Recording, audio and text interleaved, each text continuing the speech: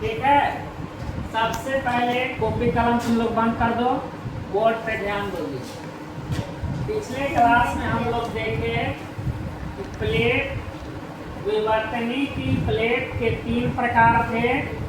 पहला रचनात्मक plate, constructive plate, दूसरा विनाशी प्लेट, डिस्ट्रक्टिव प्लेट, और तीसरा था संरक्षी प्लेट, कंजर्वेटिव प्लेट, है ना। जिसमें हम लोग पहला में रचनात्मक प्लेट देख चुके हैं, ठीक है। रचनात्मक प्लेट पिछले क्लास में हो चुका है। आज हम लोग को देखना है विनाशी प्लेट सीमा, डिस्ट्रक्टिव प्लेट मार्जिन्स, ठीक है। डिस्ट्रक्टिव प्लेट मार्जिन्स ये क्या होता है, इसमें क्या होगा, ठीक है। तो इसमें होता क्या है कि जैसे हम लोग देखे थे कंस्ट्रक्टिव प्लेट मार्जिन्स में कि प्लेट जो है वो एक दूसरे के अपोजिट जा रहा था ना, एक दूसरे के विपरीत जा रहा था प्लेट कंस्ट्रक्टिव प्लेट में, ठीक है। जबकि डिस्ट्रक्टिव प्लेट में प्लेट क्या होगा, एक दूसरे के पास आता है। प्लेट है, 2 प्लेट है, सटा हुआ है, ये अब एक दूसरे के करीब आएगा।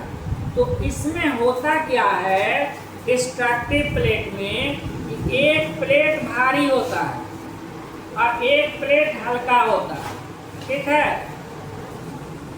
एक प्लेट भारी होगा, एक प्लेट हल्का होगा।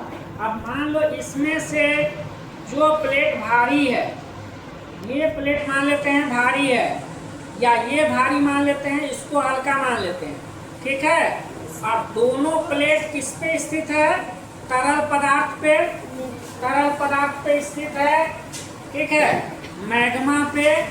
तो अब क्या होता है कि जब ये 2 प्लेट, इस 2 प्लेट में से ये प्लेट भारी प्लेट मैग्मा के अंदर धंस जाता है और ये हल्की प्लेट जो है वो मैग्मा के ऊपर चढ़ जाता है, मैग्मा के ऊपर आ जाता है थोड़ा सा, ठीक है।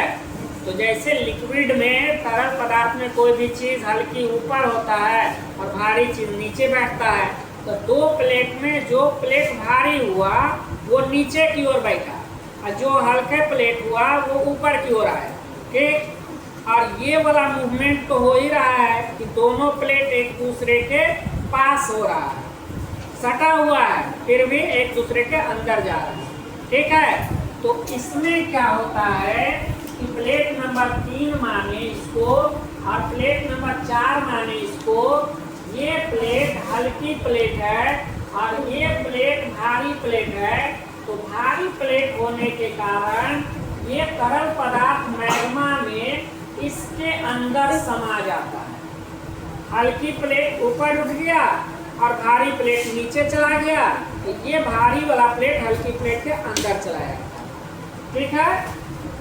ये प्लेट जब भारी प्लेट हल्की प्लेट के अंदर जाता है, तो अंदर जाने के बाद ये प्लेट जो है अंदर मैग्मा पार्ट में समा जाता है, मैग्मा क्षेत्र में, मैग्मा चैम्बर में समाने लगता है। तो यहाँ जाने के बाद ये प्लेट जो है क्या होता है कि पिघलने लगता है, तरल अवस्था में परिवर्तित होने लगता है।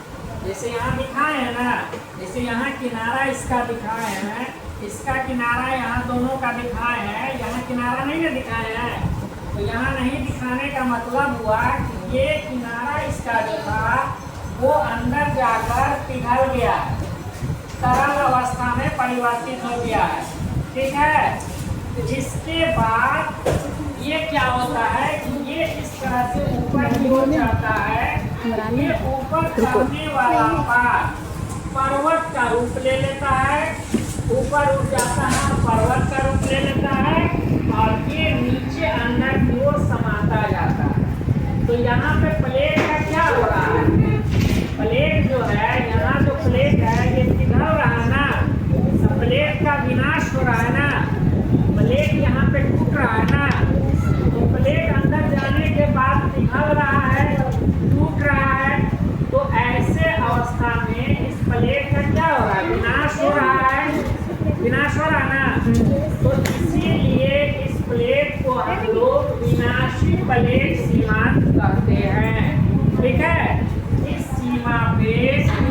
प्लेट का अंदर जाने के बाद विनाश होता है, टूटता है, पिघलता है, जिसके कारण इस प्लेट को हम लोग विनाशी प्लेट सीमांत कहते हैं। ठीक है, समझ में आ गया? यही इसका मूल मुद्दा है और बाकी एग्जाम्पल है। एग्जाम्पल बतला दें। उदाहरण के तौर पे है कि जैसे दो प्लेट है, ठीक है। एक प्लेट है जो चाइनीज के तरफ है, चाइना देश है तो चाइनीज प्लेट एक है, और एक प्लेट है भारतीय Australian plate, Indo Australian plate, हमारा देश का प्लेट। तो भारत का जो प्लेट है इंडो ऑस्ट्रेलियन प्लेट उसको कहते हैं, वो भारी प्लेट है। ठीक है, ये भारी प्लेट नीचे की ओर बैठ गया और वो जो चाइना का प्लेट है यूरेशियन प्लेट, वो यूरेशियन प्लेट हल्की प्लेट है तो वो ऊपर की ओर चढ़ गया।